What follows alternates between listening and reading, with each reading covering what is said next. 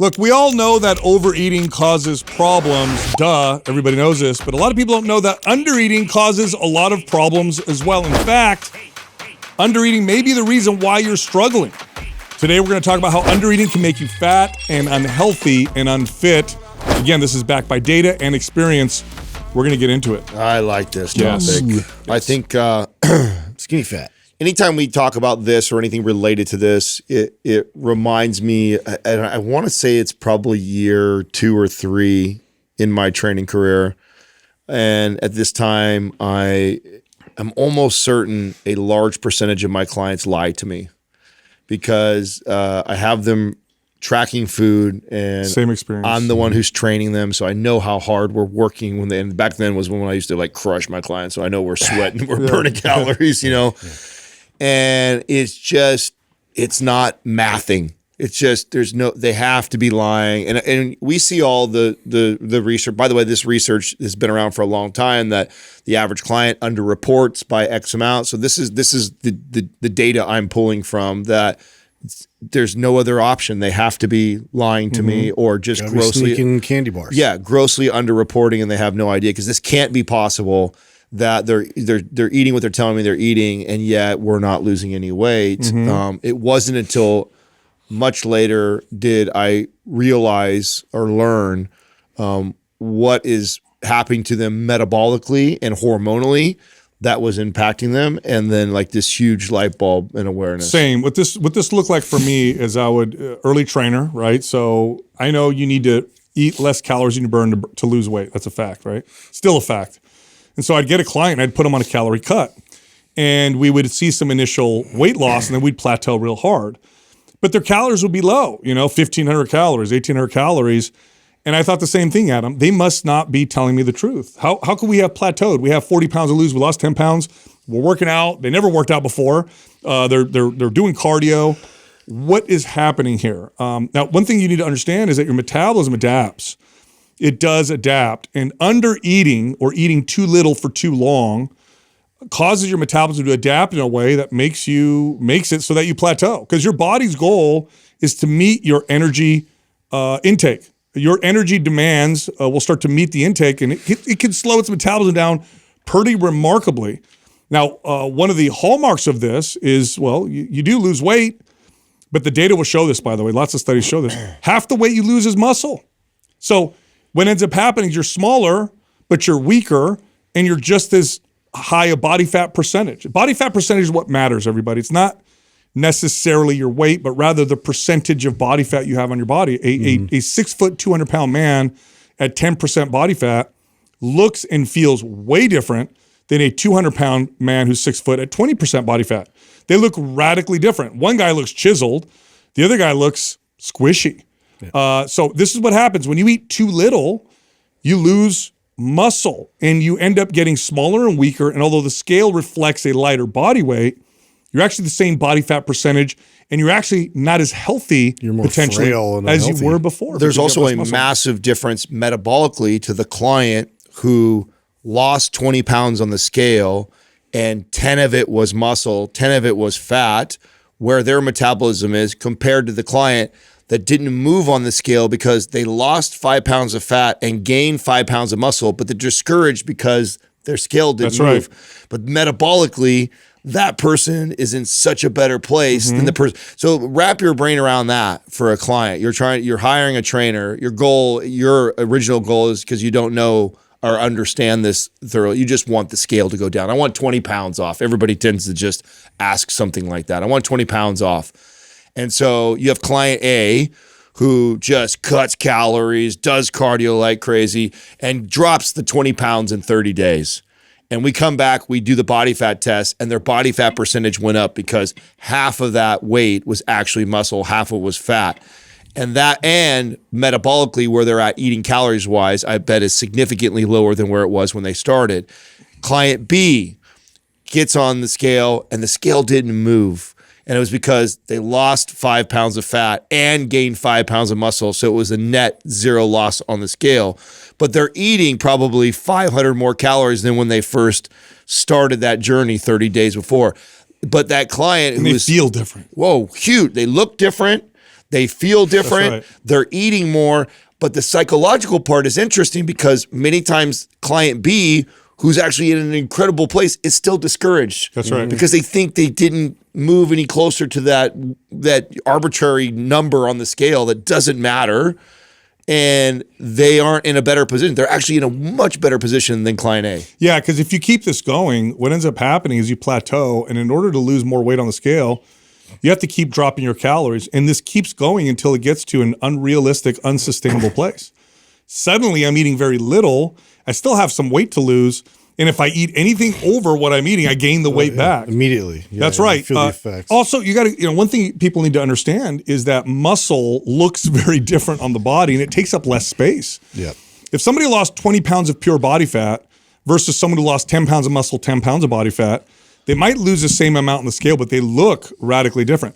Body fat takes up more space. Muscle takes up a little over maybe 3/4 of the space of body fat. So 10 pounds of body fat versus 10 pounds of muscle, you look much smaller. Plus muscle is sculpted and shapely. Your butt looks different. Your arms look different. Your shoulders look different. Your core looks different. And then the functionality that comes from muscle.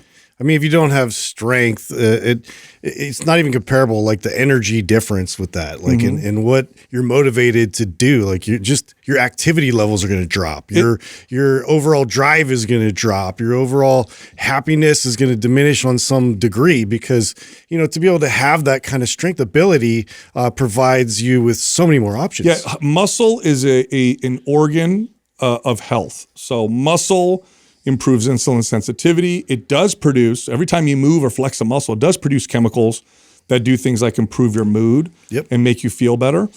You don't want to lose muscle. In fact, if you look at the data, which is this is very fascinating data, a college-aged male today has the grip strength of a 60-year-old in 1980. Crazy. Okay? So we talk about the obesity epidemic being this epidemic, but what nobody's talking about is a silent epidemic that's just as bad, which is the under-muscled epidemic.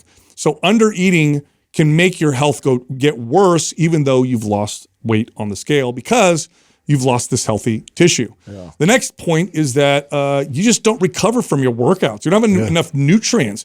So you're working out in the gym. Now, why is this important? Well, what you want from the workout isn't the workout. What you want from the workout are the adaptations that the workout induces, right? Working out is a stress on the body. Yeah, it's a stimulus. The results that you get from the workout are the adaptations. What do those adaptations look like? More strength, more endurance, more muscle, better function. None of those things can happen if you're not taking in adequate nutrients and calories.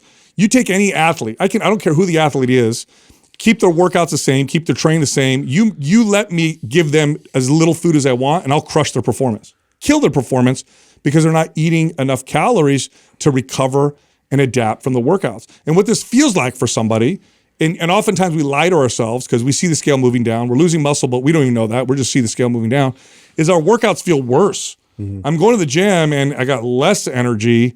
I'm more tired. I'm more sore. Not only am I not getting stronger, I actually feel like I'm getting weaker, but I'm lying to myself because the scale is going down. You need to fuel the recovery and adaptations from your workouts to benefit from the workouts. In other words, if you're not feeding yourself, the workouts are not just a waste of time. They become drudgery, excessive stress on the body. Yeah, and it's a lot of times this is what demotivates people to continue. That's right. It's like if you're not having fun and getting energized from your workouts and seeing the progression of your work that you're putting forth, that's super demotivating. Yes. Well, it's you're trying to build a house without the tools and the lumber.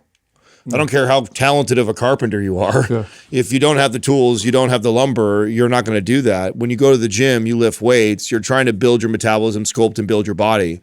And if you don't give the body the proper nutrients in order to do that, then you're wasting your time. You're then literally the movements become really irrelevant because you could have just done anything. You could have just moved and swung your arms around for an hour to burn calories because that's all you really did. Yeah, you didn't do anything that built good lean tissue. In fact, if I were given 2 magic wands with 2 options, option 1, I wave it and everybody in America loses 30 pounds on the scale. Option 2, everybody dramatically improves their fitness, strength, and endurance. I would choose that one because that one would have far better results in terms of their health. Way more benefits. By the way, it would also result in the fat loss that we're looking for. Which brings us to the third point. your performance sucks when your calories and your nutrient level is too low. And I don't just mean exercise performance. I mean work performance. I mean performance at home. Your cognitive performance declines. Things like anxiety and depression start to go up. You just don't feel great. And you see people struggling with this.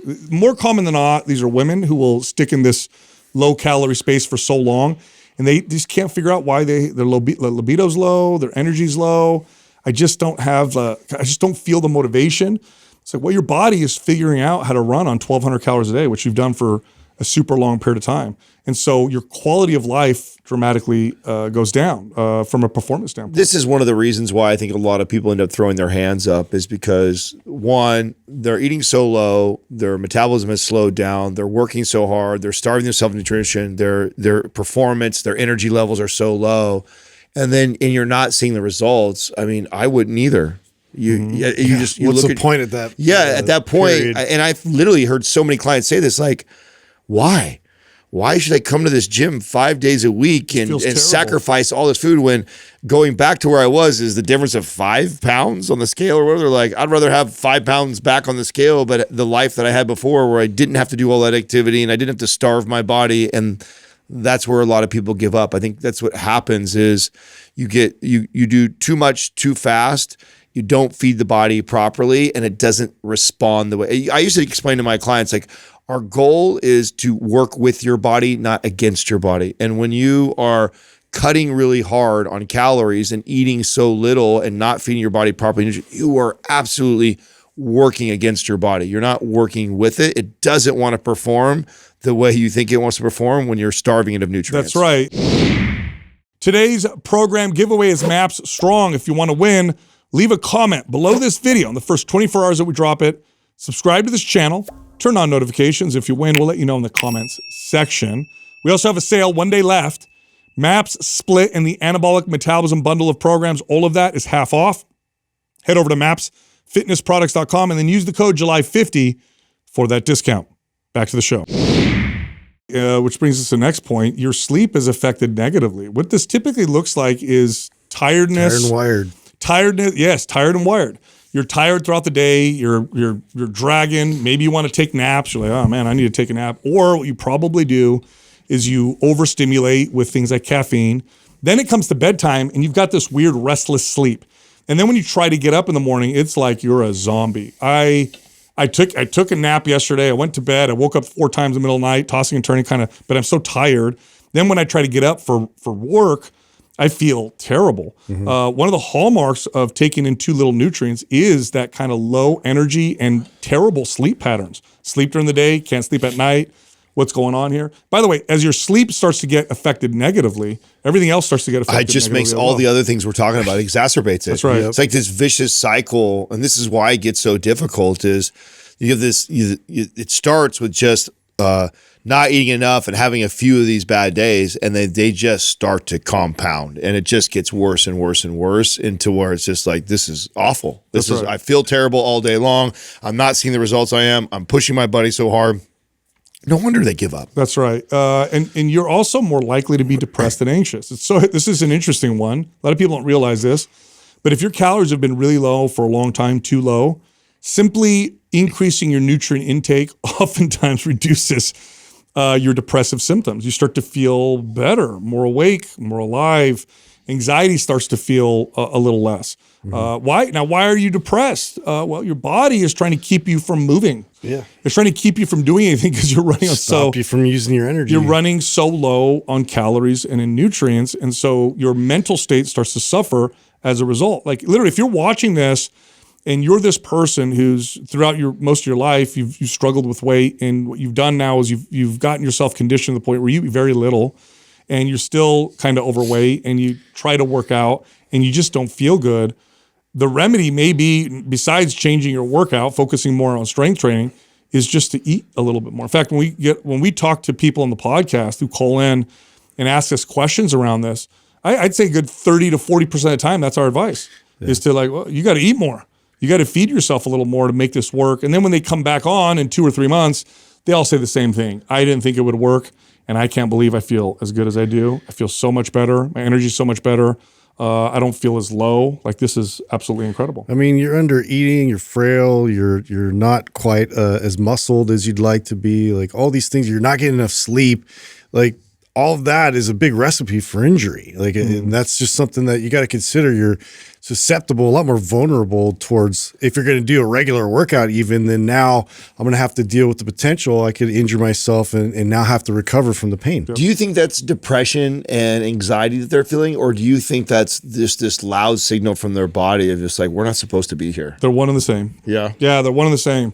Depression can come from a lot of different things, inflammation, but oftentimes it comes from, or sometimes it comes from, I'm just not eating enough and I'm working too hard. Yeah. And that's what you end up feeling like. Yeah, because it's definitely, I mean, how you label it, I'm not sure.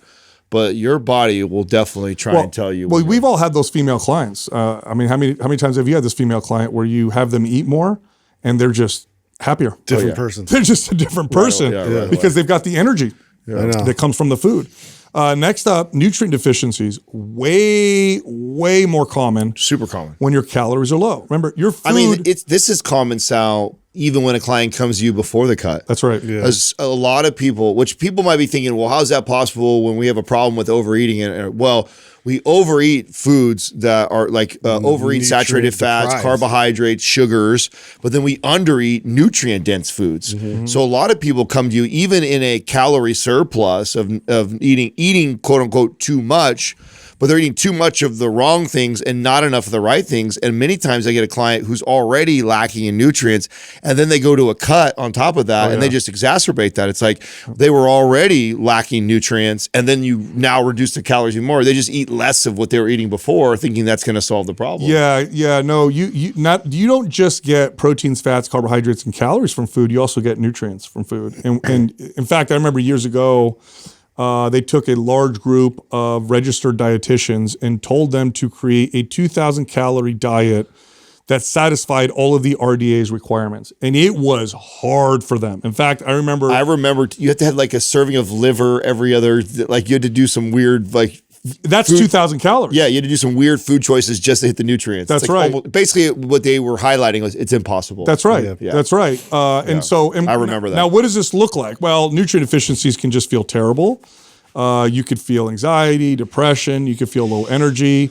You also start to get symptoms like my nails are weak, my skin doesn't look right, my hair starts to fall. That's a common one. That was a common one I would get with clients, with female clients, is while, as we're doing our intake and I'm starting to get the idea that, oh, this person undereats, I'll ask them, like, does your hair fall out? And they're like, yeah, it does. Why are you asking me that? Well, you probably nutrient deficiency. And we would have them eat more, and lo and behold, it would fix that issue right out the gates. This episode brought to you by Manukora. This is the world's best Manuka honey. Manuka honey, antimicrobial, anti-inflammatory, good for gut health. You could put it on sunburns and wounds, will heal your body. Look it up. I'm not making this up.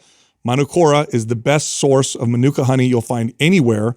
Go check them out. Go to manukora.com. That's manukora.com/mindpump. Use the code mindpump. Get up to 31% off plus $25 worth of free gifts with the starter kit. Back to the show. It also leads to hormone imbalances. Look, if you're a man or a woman, let's start with a man. If you're a man and you're eating too little for too long, your testosterone will go on the floor. Yeah, It just does. It just hammers your testosterone down on the floor. For women, you will see an imbalance in estrogen, progesterone, and both men and women will see an inverted cortisol throughout the day. So rather than having cortisol high high in the day and come down at night, it's low in the day and then up in the evening when they're trying to go to sleep, and they just feel like garbage. In fact, I remember specific clients who would come to me, would also work with a functional medicine practitioner. So this was like 15, 16 years ago. And the functional medicine practitioner would look at their hormones, and some of the advice was, we're going to have you eat more. And they would eat more, they would strength train, and then over the course of 6 months, we'd start to see their hormones become far more balanced. If you want to destroy your libido and your energy and your hormones, and by the way, you see this sometimes in 20-year-olds, people in their mid-20s who undereat, who have these hormone issues, which you should definitely not have in your mid-20s. And oftentimes it's like, you just need to eat more. You need to feed your body. Yeah, I would say of all the things we've talked about so far, this is one of the hardest to overcome. You have a client with high levels of estrogen, low levels of testosterone, and that is just a recipe for fat storage and hard to hold or build muscle. Yes. And and when we are trying to sculpt, build the body, lose body fat, build muscle, not having the key hormone that helps us build muscle, testosterone, at optimal levels is already putting us miles behind. And then having things like estrogen at really high is ready for our body to store body fat. It's just the worst place to be with trying to help somebody. And I don't know how many clients of mine that we were operating initially from this place and trying to help them. This was one of the more challenging things. And this was before things like hormone replacement therapy and stuff like that, and the things that we're communicating today, this wasn't popular. So as a trainer, a lot of times you were scratching your head like, what is going on? They're eating clean, they're doing this, we're doing all these things.